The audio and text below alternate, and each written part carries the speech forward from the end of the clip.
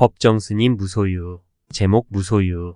저자 법정스님 무소유. 나는 가난한 탁발승이요. 내가 가진 거라고는 물레와 교도소에서 쓰던 밥그릇과 염소젓 한 깡통, 허름한 요포 6장, 수건, 그리고 대단치도 않은 평판 이것뿐이요. 마하트마 간디가 1931년 9월 런던에서 열린 제2차 원탁회의에 참석하기 위해 가던 도중 마르세유 세관원에게 소지품을 펼쳐 보이면서 한 말이다. K. 크리팔라니가 엮은 간디 어록을 읽다가 이 구절을 보고 나는 몹시 부끄러웠다. 내가 가진 것이 너무 많다고 생각되었기 때문이다. 적어도 지금의 내 분수로는. 사실 이 세상에 처음 태어날 때 나는 아무것도 갖고 오지 않았었다. 살 만큼 살다가 일치상의 적에서 사라져갈 때에도 빈손으로 갈 것이다. 그런데 살다 보니 이것저것 내 몫이 생기게 된 것이다. 물론 일상에 소용되는 물건들이라고 할 수도 있다. 그러나 없어서는 안 될 정도로 꼭 요긴한 것들만일까?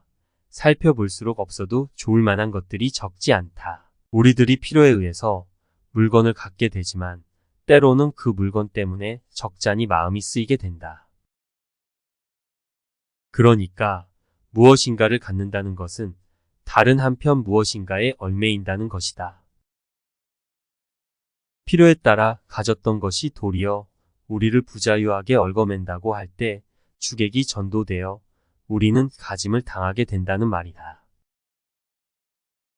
그러므로 많이 갖고 있다는 것은 흔히 자랑거리로 되어 있지만 그만큼 많이 얽혀 있다는 측면도 동시에 지니고 있는 것이다.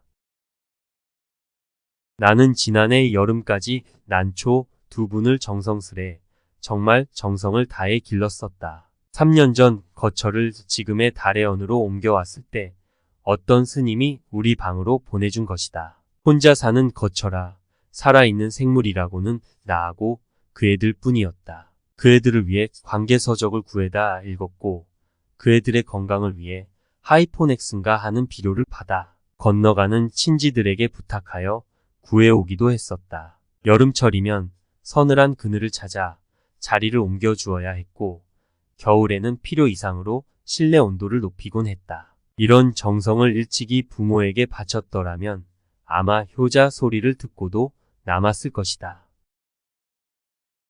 이렇듯 애지중지 가꾼 보람으로 이른 봄이면 은은한 향기와 함께 연두빛 꽃을 피워 나를 설레게 했고 잎은 초승달처럼 항시 청청했었다. 우리 다래원을 찾아온 사람마다 싱싱한 난을 보고 한결같이 좋아라 했다. 지난해 여름 장마가 갠 어느 날 봉선사로 운원오사를 뵈러 간 일이 있었다. 한낮이 되자 장마가 갇혔던 햇볕이 눈부시게 쏟아져 내리고 앞 개울물 소리에 어울려 숲속에서는 매미들이 있는 대로 목청을 돋구었다. 아차, 이때에야 문득 생각이 난 것이다. 난초를 뜰에 내놓은 채 온 것이다. 모처럼 보인 찬란한 햇볕이 돌연 원망스러워졌다. 뜨거운 햇볕에 늘어져 있을 난초 잎이 눈에 아른거려 더 지체할 수가 없었다. 허둥지둥 그 길로 돌아왔다. 아니나 다를까 잎은 축 늘어져 있었다. 안타까워하며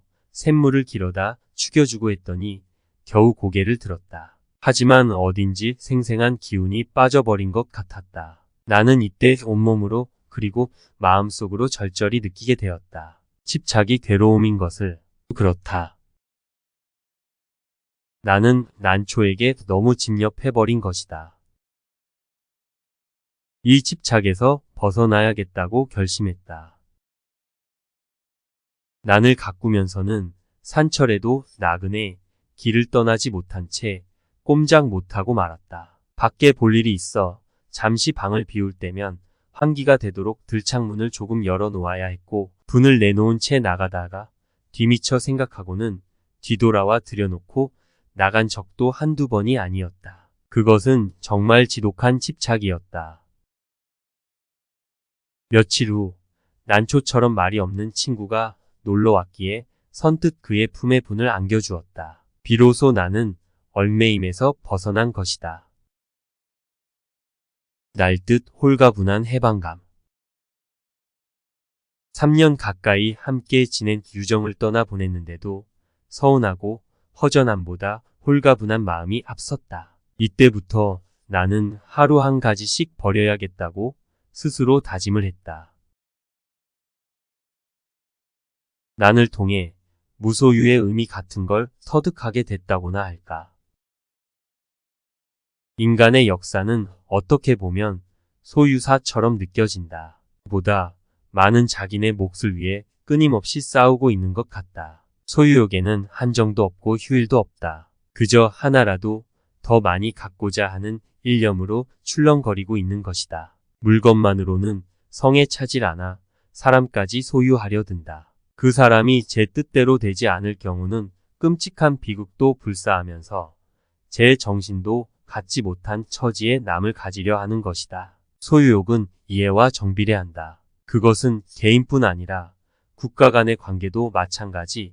어제의 맹방들이 오늘에는 맞서게 되는가 하면 서로 으르렁대던 나라끼리 친선사절을 교환하는 사례를 우리는 얼마든지 보고 있다. 그것은 오로지 소유의 바탕을 둔 이해관계 때문인 것이다. 만약 인간의 역사가 소유사에서 무소유사로 그 방향을 바꾼다면 어떻게 될까? 아마 싸우는 일은 거의 없을 것이다. 주지 못해 싸운다는 말은 듣지 못했다. 간디는 또 이런 말도 하고 있다. 내게는 소유가 범죄처럼 생각된다. 그가 무엇인가를 갖는다면 같은 물건을 갖고자 하는 사람들이 똑같이 가질 수 있을 때 화난다는 것. 그러나 그것은 거의 불가능한 일이므로 자기 소유에 대해서 범죄처럼 자책하지 않을 수 없다는 것이다. 우리들의 소유관념이 때로는 우리들의 눈을 멀게 한다. 그래서 자기의 분수까지도 돌볼 새 없이 들뜨게 되는 것이다. 그러나 우리는 언젠가 한 번은 빈손으로 돌아갈 것이다. 내 이 육신마저 버리고 호롤이 떠나갈 것이다. 하고 많은 물량일지라도 우리를 어떻게 하지 못할 것이다. 크게 버리는 사람만이 크게 얻을 수 있다는 말이 있다. 물건으로 인해 마음을 상하고 있는 사람들에게는 한 번쯤 생각해 볼 말씀이다. 아무것도 갖지 않을 때 비로소 온 세상을 갖게 된다는 것은 무소유의 영리이니까. 현대문학 1971년 3월